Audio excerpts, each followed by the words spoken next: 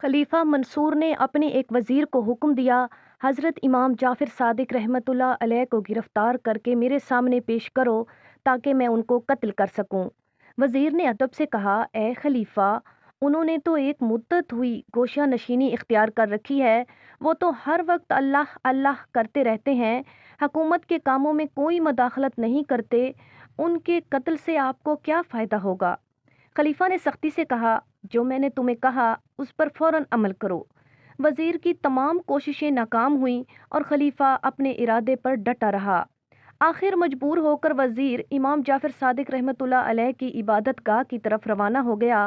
वजीर के जाने के बाद खलीफा ने अपने तमाम गुलामों को समझाते हुए कहा, जिस वक्त इमाम जाफर सादिक रहमतुल्लाह अलैह दरबार में आए उस वक्त मैं टोपी सर से उतारूंगा, बस तुम उनको उसी वक्त कत्ल कर देना। थोड़ी देर के बाद हज़रत इमाम जाफ़र सादिक रहमतुल्लाह अलैह तशरीफ़ ले आए।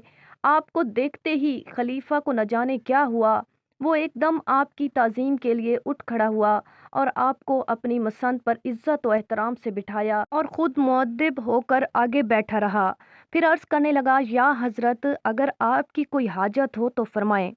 हज़रत इमाम जाफ़र सादिक रहमतुल्लाह अलैह ने फरमाया, फिर कभी मुझे अपने पास ना बुलाना। ये कहकर आप मंसूर के दरबार में से तशरीफ़ ले गए। आपके जाते ही खलीफा मंसूर बेहोश होकर गिर पड़ा। काफ़ी देर के बाद जब उसे होश आया तो वज़ीर ने उससे बेहोशी के बारे में पूछा।